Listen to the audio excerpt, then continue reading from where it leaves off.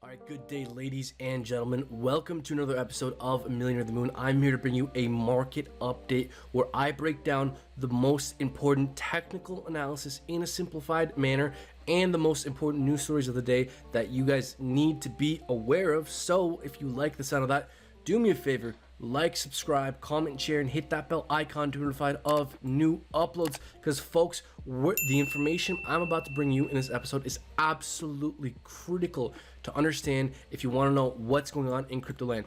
Folks, Bitcoin is currently above the 50 SMA on the daily. This is a very, very big deal. In 6 hours and 47 minutes at the time of recording, this daily candle will close.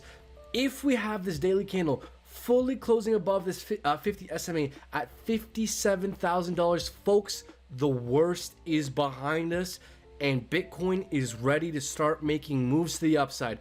Be ready for what comes next. And this is good because we want a healthy Bitcoin. We want Bitcoin to keep increasing in value and trending upwards over time, because that will positively affect the altcoins over time. So this is very good to see. As long as Bitcoin remains above 57,000, I think the worst is behind us. The next major resistance level that we need to get past is $59,000. If we zoom in here, we can see how there's a nice peak in volume here as well. This is a very, very price reactive area. Look how many daily candle bodies got reacted off of $59,000. Very reactive level, strong resistance. Once Bitcoin flips this area from resistance into support, oof, folks, we're seeing all-time highs and beyond. So that's what's going on with Bitcoin. Actually, before we wrap up here, because let's say we do find rejection, right? I think our next stop here, our kind of short-term stop, is $55,000 if we do break down from these regions. Nice spike in volume here, also some sideways price action. And then aside from that, I would say the 100 SMA on the daily and the 236 Fibonacci extension from the macro top to all-time highs right at about $50,000. That's what's going on with Bitcoin. Moving on to Ethereum, folks. Ethereum looks ready to hit my price target of 3,200 to about 3,250 bucks. Look, folks, you got to stay tuned to this channel. I called the ETH bottom over here. I bought it. I longed it. I was letting our people know. Like, subscribe, comment, and share, and hit that bell icon to provide of new uploads. Because if you'd been following this channel, let's see, you got in at the top of that daily candle, you could have been up on Ethereum just about 80%. Folks, stay tuned in this channel. We're in this ascending channel. We're breaking out bullishly. Folks, I think 3,200 to 3,250 is probable as long as we remain above this red trend line here, kind of just the top of our channel here. As long as we can remain above that, I think that's our next price target for Ethereum. Let's say we pull back, we're probably retesting this level here. And if that doesn't hold, I think $2,600 is probably the next support level for Ethereum if we do indeed pull back. Now, folks, things do look bullish right now, but things can flip on the on the drop of a hat. Let's say they do flip, and say Ethereum does pull back. Well, if I hadn't already bought all the Ethereum I possibly could, I would definitely be buying the dip, because Ethereum is a super solid long-term hold for me. Now, moving on to a major news story here. 11,800 Bitcoin was recently moved from Coinbase to cold storage. So some whale just bought $670 million worth of Bitcoin. The whales are currently buying Bitcoin. Very good to see. We want to see a healthy Bitcoin. The higher Bitcoin goes, the higher the ceiling for Ethereum and the altcoins, in my opinion. Moving on. Another very interesting story here. So Fidelity, who manages some crazy like 10 trillion assets under administration, is coming out with an investment research tool, an analytic platform for institutions. So it looks like Tokenmetrics has some competition. Very interesting to see that, the institutions are really getting into Bitcoin and crypto. Folks, the adoption is just beginning. Crypto is here to stay. Now, if you guys want access to data analytics and AI research, AI fueled price predictions platform, check out Tokenmetrics. Link for that is down in the description below. Moving on, BNB has set new all-time highs, recently blowing past $600. Also, very big news, they're apparently launching an NFT marketplace. One of the popular NFT platforms that I have my eye on in the Binance Smart Chain is Bakery Swap. Shout out to Cryptos R Us. I caught a bit of his live stream just now, and he mentioned this project. Very interesting. Unfortunately, it's pumped quite a lot. I think I'm gonna wait for a pullback, but I think this is gonna be one of the leaders in the Binance Smart Chain ecosystem when it comes to NFT marketplaces. So keep this on your radar. Moving on, folks, I want to take a second to brag here, because Ledger, a project that offers liquid staking for Ethereum 2.0 and Terra, is now moving into the Solana ecosystem. The Solana ecosystem is building a lot more steam. We're hearing a lot more momentum and hype about Solana.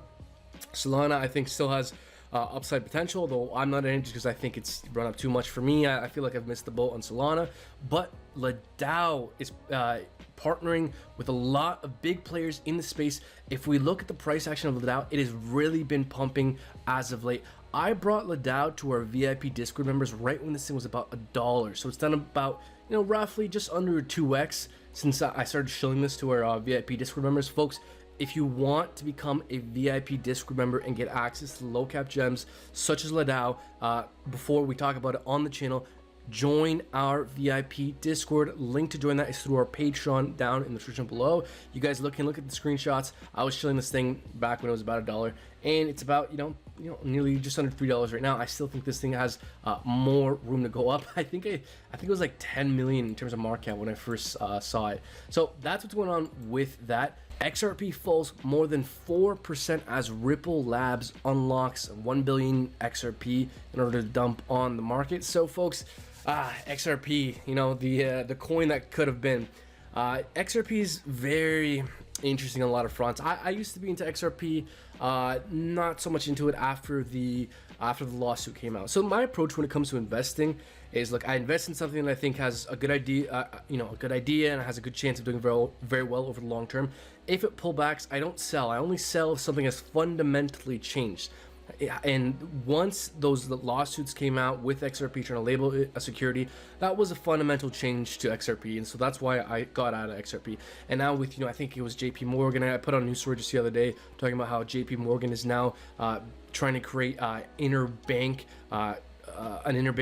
blockchain for processing transactions from bank to bank. It's basically the exact use case of XRP. So the banks are doing what XRP is doing, but just for themselves. They're not going to allow the people, the normal people, to win and make money on something like XRP. They're just going to build out XRP's use case themselves, and we see it already happening. So with this lawsuit looming, and banks really building out the use case of XRP just for themselves in a private system, I don't really know how strongly I feel about XRP's fundamental viability over the long term. Although, hey, can it make you money as a trade? Probably could. So that's what's going on with XRP. And also just be aware, Ripple does dump.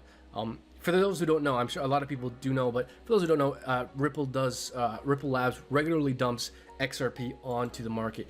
Moving on, kind of an update with what's going on with Ethereum 2.0. So the first full proof of stake communication between different Ethereum clients has completed successfully following the one-day devnet dubbed Skillo. So folks, essentially this was just a testnet of proof of stake. Ethereum, for those who don't know, is moving from a proof of work to a proof of stake model, where what is proof of work. So it's essentially something like Bitcoin, where you have to you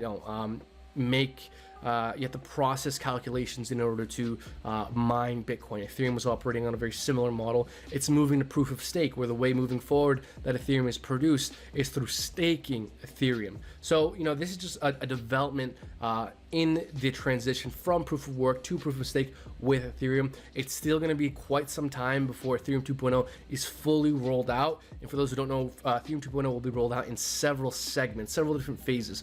Some of the major ones is EIP 1559 coming this July, which will make Ethereum deflationary. Another major development is optimistic rollups, which is a second layer scaling solution for Ethereum that has been delayed. We don't quite know when that's supposed to go out. I believe it's this year, but over the next 1 or 2 years, a lot of the major phases with Ethereum 2.0 will be fully rolled out. So I think by the next crypto bull run, the next cycle, Ethereum 2.0 will fully be here. But for the next 1 or 2 years, maybe 3 years, Ethereum is 2.0 will be rolled out throughout different phases. Now, moving on, folks, Super Farm is releasing their own Launchpad super starter. So I've been very bullish on Super Farm for a while on this channel.